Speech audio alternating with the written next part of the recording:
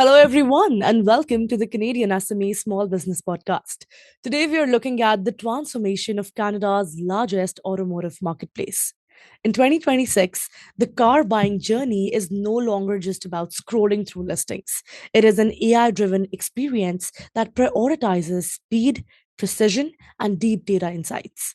Joining us today is Justin Ray, Chief Product Officer at AutoTrader.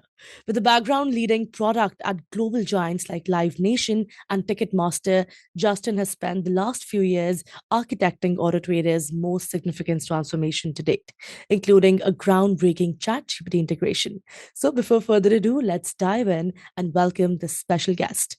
Justin, welcome to the podcast. Such a pleasure to have you with us. Thanks, Kripa. Appreciate you having me. Now, Justin, your track record in digital innovation stretches well beyond the automotive world, right? Having led major overhauls at global powerhouses like Ticketmaster and Live Nation. You've now brought that experience to AutoTrader, that is a household name in Canada, that, despite its 50-year legacy, is currently acting like a high powered tech startup by reinventing the entire car buying journey. So let's start the conversation by understanding a little bit more about the standout initiatives from your career and how that experience, seeks into your current mission of redefining what AutoTrader represents for Canadians today. Thanks for the kind words, Kripa. I think for me, I'm really into understanding marketplaces, and Mm-hmm. I think they're a really interesting business. They tend to be really stable in their market. So you build up these big brands, they become monoliths, Mm-hmm. and they struggle to actually innovate within themselves because they come so dominant sometimes. So if you look at the examples of Ticketmaster, where I came from, Yeah. and AutoTrader, you have these dynamics where you become so dominant that it's hard to continue to innovate. And so I really like that as a challenge. And within Mm-hmm. Ticketmaster, it was a great challenge to take that and find different ways to protect fans with secure ticketing. And Mm-hmm. I did a couple of other things like dynamic pricing, which was obviously a bit controversial, but those were really groundbreaking changes to that industry. And when I Mm-hmm. came into automotive about 5 years ago, there was no such thing as even buying a car end to end online. Like this was an unheard of prospect. So we've gone through that phase of will people buy online. Turns out actually most people want to buy a Mm-hmm. car by visiting a dealership and don't want to do it end to end.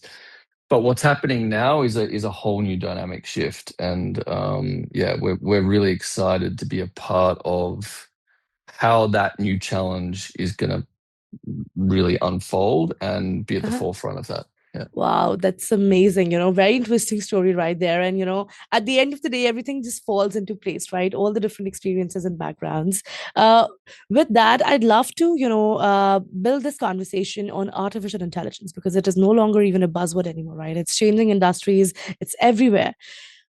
For this industry specifically, I mentioned in my intro as well, you've integrated a segment into ChatGPT. So go ahead and explain to our listeners what does that mean, and how did the idea come into your mind, and how is it executing right now? Yeah. So we were, I think, the first in North America, and I think that we had the first three automotive or two automotive apps in the OpenAI Mhm. app store for automotive. So we were really on the forefront of this because we believe that this combination of research and search needs to come together. And this is sort of a bit of a framework that I'll maybe reference a few times throughout our conversation. Mhm. Essentially, what we have discovered is a lot of users are using large language models to do a lot of their upfront research about whether to buy a car or not. And then they're coming over to platforms like AutoTrader to execute on that research. In previous times, they would go to research pages, they would go to Google, they would search, they would click through a bunch of different articles, they might Mhm. go to the OEM's website, they might really try and understand, like, from the make, maker of that vehicle more about it. Now they go straight to a large language model and start to have a conversation that's more natural.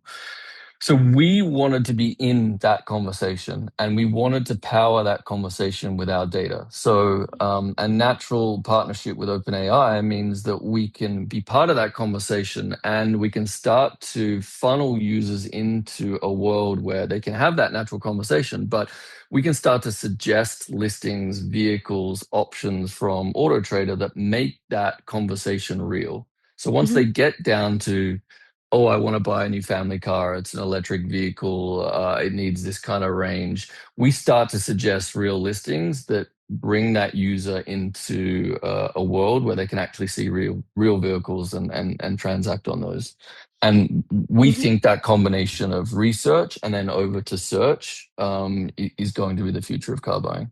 No, definitely. The future is about the intuitive decision making, right? And moving from a search bar to a conversational AI assistant makes finding the perfect vehicle feel incredibly intuitive. So it just, hits the nail on the head. Now, moving ahead, I'd love for you to build on the conversation and explain, in your perspective, how do you think the journey of a car buying experience has changed from the beginning to the end when you're taking the car right out of the showroom? I know you've touched upon it in the previous answers, but as a user, for all the listeners, just to make them understand from a layman's experience, go ahead. I think what we're seeing is a lot more research up front, and then a lot more targeted approach on the vehicle that someone lands on. They're Hmm. still going into that dealership ultimately, and they still want to test drive the car. So I think one thing that is safe from my perspective is dealers still have a hugely important role to play, and people still want to feel and touch a car before they purchase it.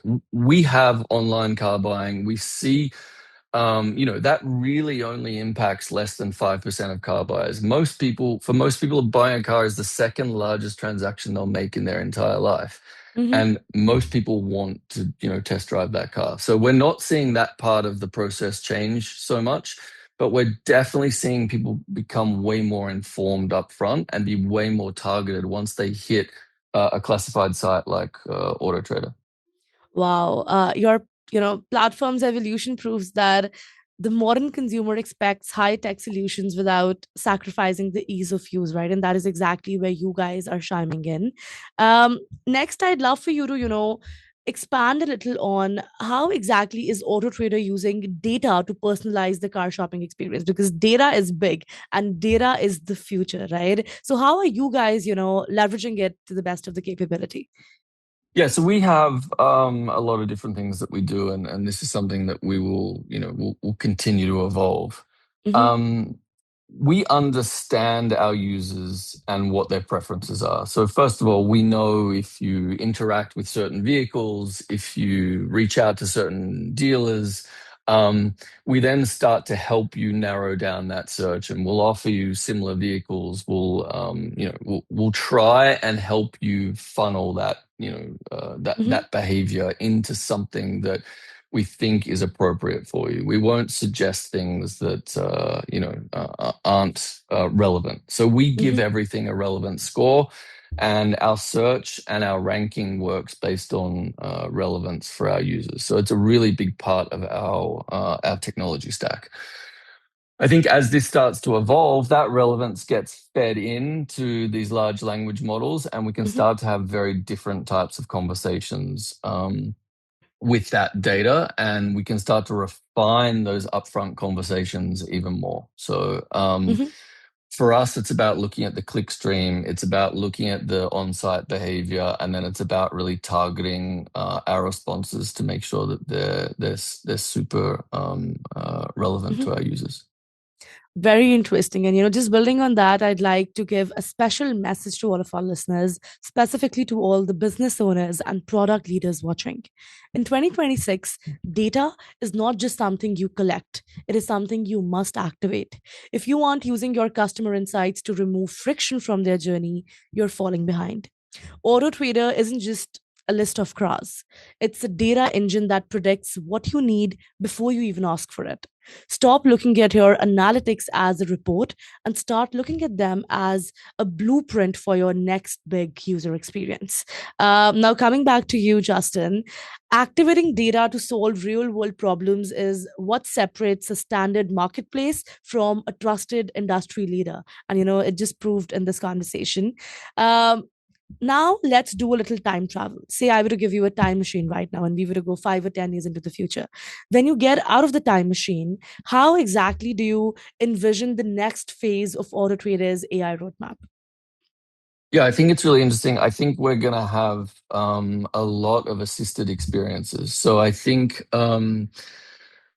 5 years is a long time. Maybe I'll give you a 3 year, Hmm. maybe even a 2 year window. I think Sure. we're going to have this combination of language models overlaid on the car buying experience probably pretty soon. So you'll be able to have um, a very similar chat experience, but in real time, it will evolve the classified experience, so the auto trader experience. So you will be able to talk, it will be able to listen, and it will be able to provide you results, somewhat in real time.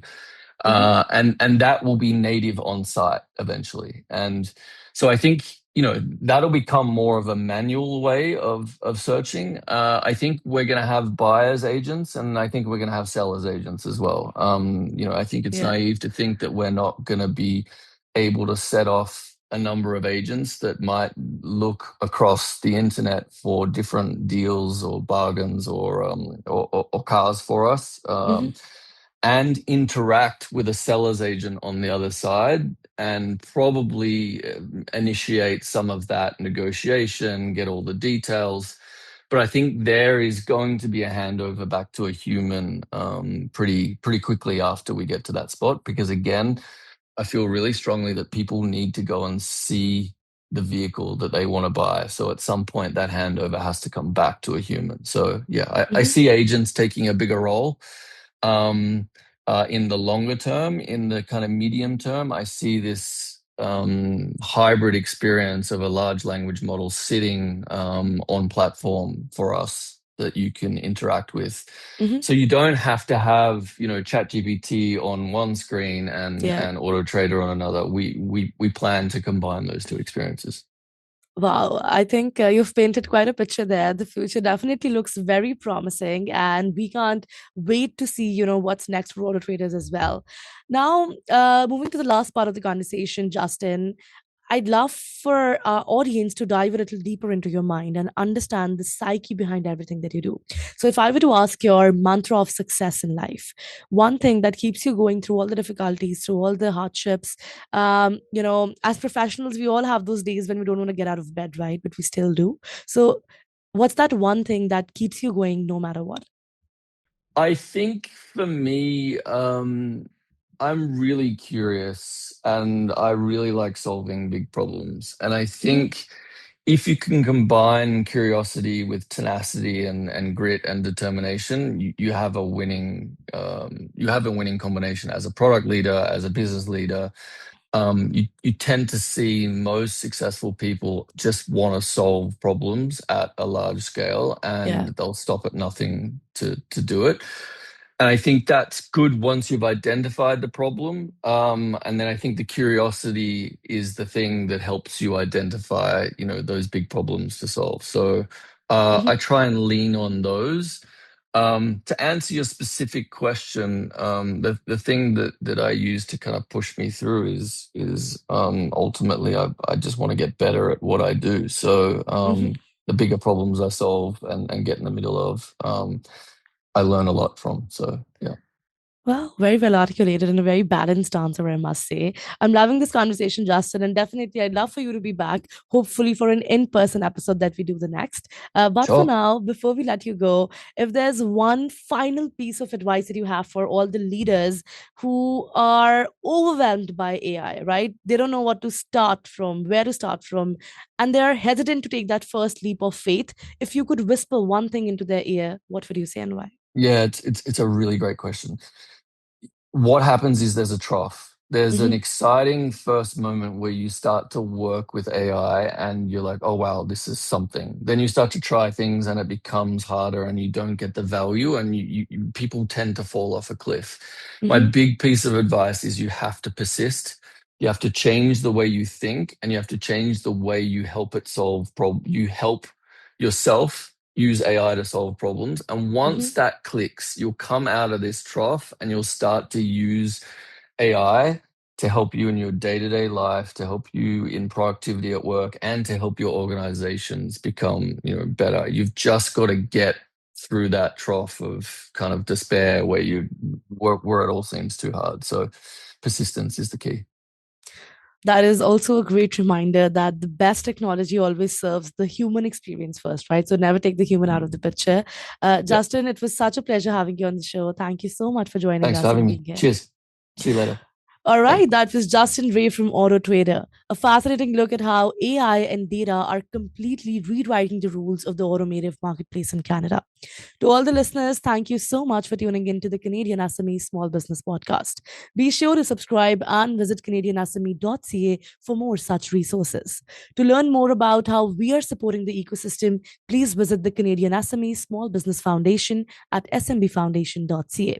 And lastly, a very special thank you to our partners, UPS and ADP, our HR partner, for their ongoing commitment to empowering SMBs across Canada. I'll see you all in the next episode. Kripa Anand signing off.